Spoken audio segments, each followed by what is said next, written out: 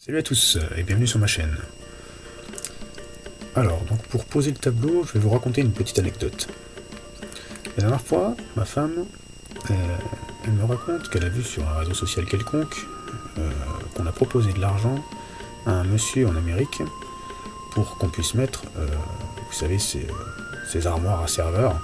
Hop. Vous voyez ce genre de choses là, devant la porte de chez lui. Imaginez un peu cela. Pourquoi ? Parce qu'en fait, aux États-Unis et dans d'autres pays, les data centers, ces grands hangars qui contiennent plein d'armoires comme ça, bourrées d'ordinateurs tout plats, n'ont plus de place. Et moi je vous pose la question, et si nous n'avions plus besoin de ces serveurs imposants, de ces grands data centers?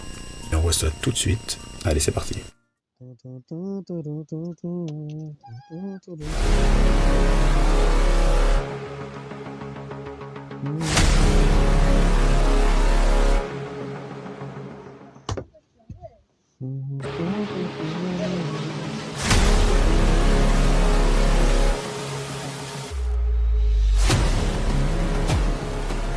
Donc trêve de suspense, c'est possible grâce à un protocole, et ce protocole s'appelle IPFS. Et c'est même encore plus fort que juste le fait que ton ordinateur devienne le serveur, parce qu'en vérité ça c'était déjà possible. Mais c'est surtout que ça devient complètement décentralisé et ultra sécurisé. En gros, c'est né. Ce projet a commencé dans les années 2013. Je vais te faire un bref résumé. On va aller voir sur Wikipédia, ce sera beaucoup plus simple. À savoir, c'est Interplanetary File System. Donc vous allez voir, c'est comme un sacré culot d'avoir appelé son protocole comme ça. Mais je vous le résume bien ici, le système de fichiers interplanétaire carrément, Interplanetary File System, IPFS, un protocole pair à pair, donc pair-to-pair. On va aller voir plus de détails si vous savez pas ce que c'est le pair-to-pair, de distribution de contenu adressable par hypermédia. Conçu à l'origine, c'était par Juan Bennett, implémentation principale d'IPFS, c'est un logiciel libre, écrit en Go, c'est du Go, langage Go.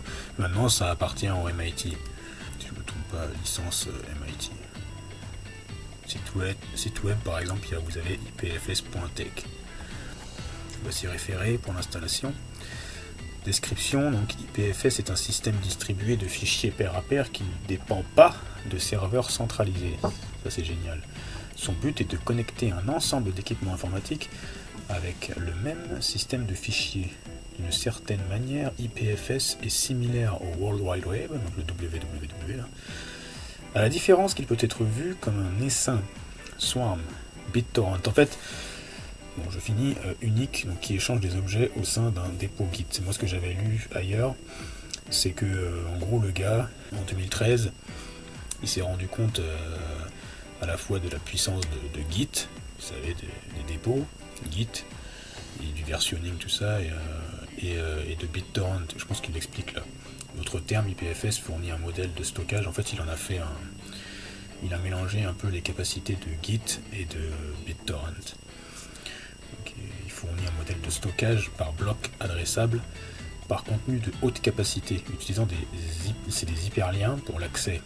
Ceux-ci forment un graphe orienté acyclique de Merkle, l'arbre de Merkle généralisé. IPFS combiné de tables de hachage, parce qu'en gros il va hacher à chaque fois. Ça va vous permettre en fait de mettre des fichiers, des sites web, etc. sur un web décentralisé. Et en fait ces fichiers sont hachés. Hachage de blocs encouragé et un espace de nom auto-certifié. IPFS n'a pas de point unique de défaillance et les nœuds n'ont pas besoin de se faire mutuellement confiance. C'est ça qui est merveilleux. Bon, tout ça c'est un jargon, peut-être que ça vous parle pas, mais en pratique, vous allez voir, quand on va rentrer dedans, ça va être beaucoup plus clair. Et aujourd'hui, si t'es pas à la page, c'est important de s'intéresser au Web3, parce que là on est en plein dedans. Ici pour te donner une définition un petit peu, en gros aujourd'hui la plupart des gens ils utilisent le Web 2. Donc le Web 2 en fait c'est l'internet complètement centralisé. Le Web 1 est pratiquement mort, c'était à l'époque du web avec que des pages statiques, tu pouvais seulement lire. Le Web 2, tu as l'aspect dynamique, tu peux lire et écrire, mais ce sont des gros comme Google, des géants comme AWS, Google Cloud, qui gère en fait donc l'hébergement des sites web. Alors que le Web 3, comme ils vous le mettent ici, en fait c'est le web décentralisé et intelligent. C'est la nouvelle génération d'Internet qui utilise l'intelligence artificielle et la technologie des blockchain. Ok, oui, c'est lié en fait tout ça. Moi j'aime pas dire intelligence artificielle, c'est tout ce qui est tous les programmes LLM, tout ça. Je vous ai trouvé un site aussi stylisé, je vous le mettrai peut-être, qui explique bien les définitions entre le Web 1, Web 2, Web 3, ça s'appelle easypartner.fr. Donc le rôle de l'utilisateur dans le Web 3, donc on est en plein dedans avec IPFS, l'internaute devient le vrai propriétaire de ses données et de ses actifs numériques. Et c'est ça qui nous intéresse en fait. Notamment avec les NFT dont je parlerai dans une autre vidéo.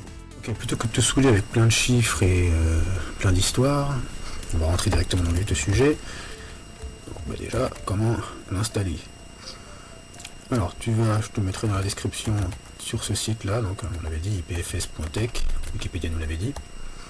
Et pour Windows, tu fais comme ça. Moi je suis pas sous Windows, je suis sous Garuda Linux, basé sur Arch Linux. On va tout simplement installer la version AppImage, en fait, la version la version bureau, en fait, tout simplement. C'est le plus simple. Il y a aussi en ligne de commande, mais pourquoi faire compliqué quand on peut faire simple? Voilà, vous avez la version macOS, Ubuntu, mais nous on n'est pas là, plutôt ici, voilà, dans l'AppImage, d'accord? Moi j'ai déjà installé bien sûr, mais bon, en gros c'est très simple. Tu te rends ici, tac, tu vas sur le... En fait ils vous mettent tous les liens, c'est très très bien documenté. Ici en fait, et si tu es sur Arch Linux comme moi, sinon tu suis le reste, c'est beaucoup plus simple. Télécharge l'AppImage desktop là, ça, tu télécharges ça, tout simplement. Voilà, pas les Debian, pas les machin truc, tu télécharges juste le truc avec juste le fichier où c'est marqué à la fin .appimage, ok. Tu fais ça, c'est assez rapide, même avec une connexion moisie, ça ne prend que quelques minutes. Voilà, tu reviens ici, on te dit quelle commande faire. En gros, donc tu te déplaces dans le fichier où tu l'as. De toute façon, je vais le faire avec toi. En gros, regarde, rien de compliqué. Déplacer ici, moi c'est dans le téléchargement. Tu vois, je fais un ls pour lister. Il est ici, il a été téléchargé ici. Tac, CTRL L pour clear. Et en fait, tu as juste à faire un chmod ici. Tu fais cette commande là, chmod a plus x. Pas juste plus x, a plus x. Et tu mets point slash. Ok, en fait, tu fais exactement ce qu'ils te disent ici. Tac, là. Et après, open de .appimage. Voilà, pour open, après, tu as juste à... C'est très simple. Oui. Tu as juste à faire ça. Voilà. Rien de compliqué. Automatiquement, ça fait tout, en fait. Ça fonctionne avec des nœuds, etc. Des trucs compliqués, mais là, pour l'instant, on va pas rentrer dans tous ces détails-là aujourd'hui. On reste très simple. Et en fait, ici, bon, moi, j'ai une connexion vraiment en lente. Donc ici, en gros, tu as ton trafic réseau. Ce qui nous intéresse le plus ici, nous, c'est des fichiers. Pour faire très simple, à quoi ça sert IPFS?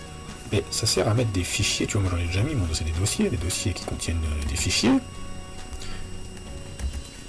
Sauf que ça va, si tu veux, en gros, ils sont hébergés sur ton PC, et encore, ils sont très compressés. Ils sont compressés ils sont hachés et compressés dans le protocole, l'application. Mais surtout qu'ils ont ce qu'on appelle un CID ici. Tu peux faire copier le CID. Ici, tu vois, pour faire simple, je t'ai fait une petite recherche. Donc, pour le CID, aussi pour peer-to-peer, qu'est-ce que c'est? Donc, IPFS, c'est un système de partage de fichiers décentralisé, comme on l'a dit, qui repose donc sur le P2P, pair à pair, et l'utilisation d'un CID. Le CID, c'est l'identifiant de contenu. D'accord? Donc, c'est l'identifiant du contenu. Okay. Au lieu de chercher un fichier par son adresse web, en fait, le principe de l'HTTP, c'était en gros où est-ce que je vais chercher. Là, en fait, c'est plutôt le quoi. Qu'est-ce que je cherche? Tu vois, le quoi je vais chercher. Au lieu de chercher un fichier par son adresse web sur un serveur unique, là, le réseau le cherche par son empreinte numérique unique. Peu importe où il se trouve. D'accord?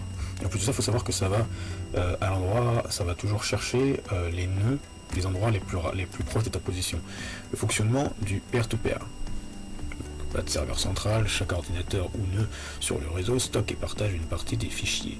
Téléchargement partagé. Quand vous demandez un fichier, vous le téléchargez en même temps depuis plusieurs autres utilisateurs qui le possèdent déjà. Hein, ça résiste à la panne forcément. Si un ordinateur s'éteint, le fichier reste accessible tant qu'un autre membre du réseau le possède. Le rôle du CID, Content Identifier, contenu de l'identifiant, empreinte unique. Le CID est un code unique calculé mathématiquement à partir du contenu exact du fichier grâce à une fonction de hachage. C'est du hash en fait. Hein. C'est un peu comme si je faisais un SHA-1 par exemple, SHA-1 sum par exemple. Je crée un fichier, mon fichier sur IPFS là, .txt, tac. Bon, j'aurais dû faire un Kate plutôt. Là, je rentre du contenu, blabla, tac. Voilà, je vais lui mettre un SHA-1, mon fichier. Hop, pardon, excusez-moi. Mais le SHA-1, donc ici, son hash, c'est ça. Ok. Maintenant, si je rouvre ce fichier, hop, et que je le modifie juste d'un octet, hop, si je refais un SHA-1, vous voyez, ça a complètement changé l'identifiant là.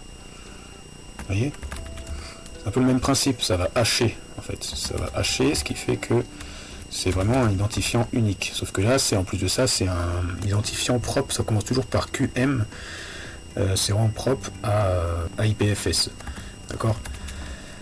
Donc adresse par le contenu, on ne cherche plus où est le fichier comme là, tac, site.com, mais ce qu'il est, le CID exact, d'accord.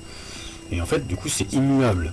Tout cela s'assemble, tu vois, ajout, vous ajoutez un fichier sur IPFS, le système calcule son CID unique, recherche pour récupérer ce fichier, vous donnez le CID au réseau peer-to-peer. Donc en fait, tu vas lui balancer ce CID là, récupération, les nœuds du réseau qui ont le CID reconnaissent le fichier et vous l'envoyez direct. Vous l'envoie directement. Il a bugué là, je crois. Parce que c'est mon détail en russe. Si vous le souhaitez, je peux vous expliquer plus en détail. Ok, donc je vous montre comment on fait ça en pratique. Donc on va venir ici. Vous avez juste à aller dans Apporter, Dossier. Et pour être sûr, en fait, moi ce que je fais, tac, j'ouvre carrément donc mon Dolphin, mon utilitaire de dossier. Et ici, je vais vouloir, par exemple, hop, mettre ce dossier-là qui contient un fichier texte. On vient prendre ici le chemin, hop, et puis je vais le mettre ici. Voilà. Vous voyez ici, hop, il a été créé dans j'ai ce chemin et vous pouvez même le consulter dedans. Hein, vous pouvez directement le consulter. Donc, ok, c'est super, mais est-ce que du coup il est en ligne? C'est ça qui est génial en fait avec IPFS. Ce qui est fort, c'est que c'est comme si c'était... en fait, c'est impossible, par exemple, de vous piquer vos fichiers. Ou en fait, c'est comme si c'était à la fois sur votre PC et à la fois dans le monde virtuel quelque part. Hein, c'est très très fort. Et c'est pour ça qu'il a appelé ça carrément Interplanetary File System. Parce que c'est même... Bon, moi je crois pas à ces histoires d'espace, tout ça, vous croyez ce que vous voulez. Mais c'est que ça... C'est tellement immuable et sécurisé qu'en fait ça peut traverser même le temps et l'espace, tu vois. Petite astuce aussi, quand vous mettez un dossier ou un fichier, pensez toujours à l'épingler là. Le nœud local, sur le nœud local, choisissez où vous voulez épingler ces éléments. En fait, ça va permettre, ou sinon vous faites ici là, régler l'épinglage, vous cliquez toujours là-dessus, ça va faire en sorte que... hop là, qu'est-ce qu'il me fait ? En fait, votre fichier, votre dossier soit toujours accessible même si votre ordinateur est éteint. Comme je le disais, donc comment mettre en ligne, comment voir aussi si votre fichier, votre dossier, il est en ligne. Vous avez la partie là, IPFS Companion Browser Extension. Vous pouvez ajouter aussi IPFS, vous savez, en add-ons. Par exemple, si vous êtes sur Firefox, ou sur Chrome, Brave, Opera par exemple. Et on a pour l'ajouter en tant qu'extension de navigateur. Moi par exemple je suis sur un navigateur qui est basé sur Firefox. Je vais faire ici Add, moi je l'ai déjà en vrai. Et en fait donc ça c'est utile, mais en fin de compte dans cette page là, on vous montre aussi par exemple comment le consulter en local. Host port 8080 IPFS tac suivi de votre CID. Vous venez ici, tac, et donc là vous allez sur l'application IPFS par fichier. Ici vous venez copier le CID du dossier, pas du fichier. Copier le CID ici et on vient coller. Voilà, donc on voit bien ici, ça veut dire que c'est bien passé déjà. Pour le mettre en ligne en fait, c'est avec un service de pining. Quand vous allez rentrer ici votre CID précédé de ici en fin de compte il faut le précéder ici de ça/PFS. Tac, il faut toujours mettre ça. PFS et votre CID ici par exemple.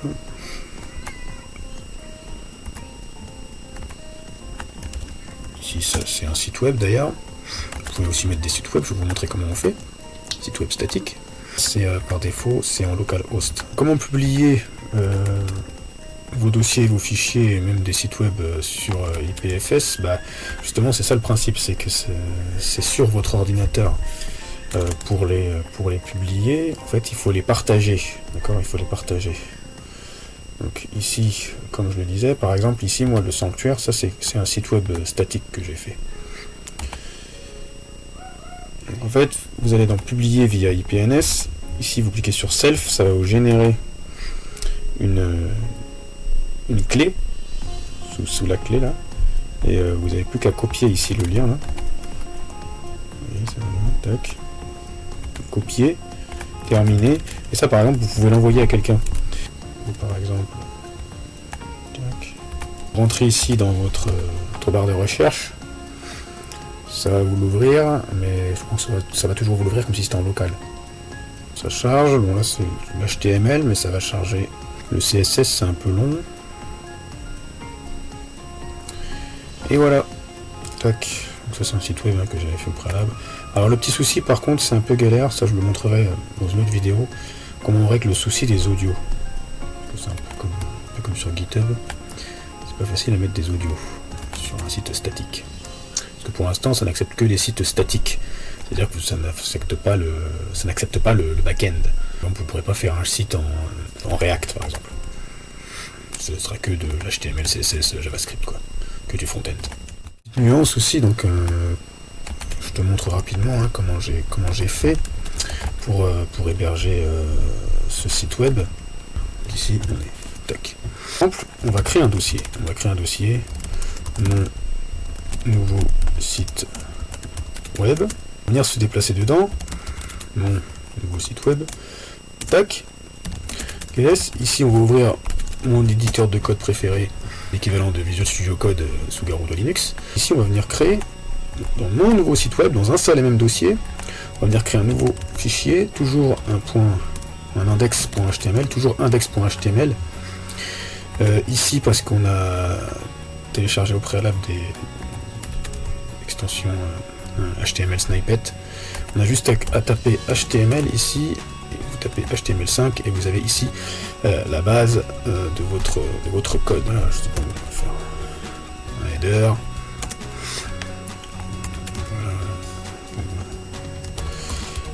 Une nav, un hopper, on sait rien moi.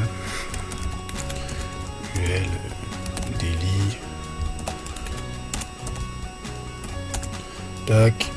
Si j'avançais donc avec un lorem, lorem 350, voilà, boum, ça génère un gros texte dégueu. Tac. Vous venez vous créer un autre fichier ici, style.css. On va pas faire du grand luxe, on va juste faire un index HTML et CSS. Sachez que vous pouvez aussi écrire du JavaScript. comme ça aussi on fait un petit peu de développement web, hein, ça fait des révisions. Hein. Donc par exemple ici, on va faire un M, un M.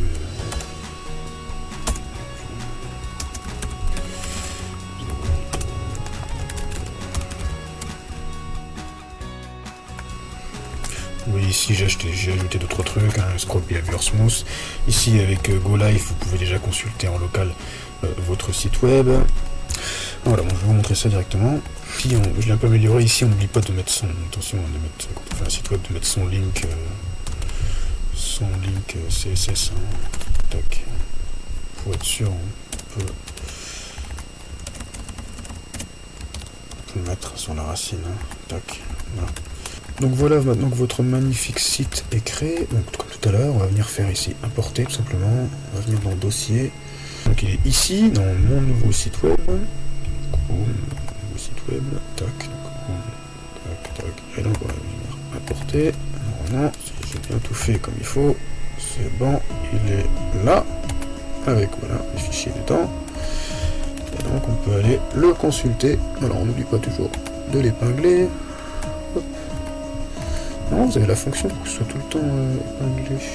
Donc ici, comme je vous disais, on va venir publier via ça, tac. Ici, copier. Ah, ici, on va fermer. On va venir copier là. Et voilà, notre site est maintenant publié sur IPFS. Vous pouvez maintenant le partager. Comme tu peux le voir ici, ton PC devient un serveur sans avoir besoin de data center. IPFS remplace-t-il HTTP? Non, pas vraiment, mais ça le complète plutôt. Imaginez un web où chaque PC, ça devient un nœud participant. En conclusion, ce que j'aimerais vous dire, si le futur du web était dans votre ordinateur, pas dans un data center. Imaginez. Allez, à plus pour de prochaines vidéos.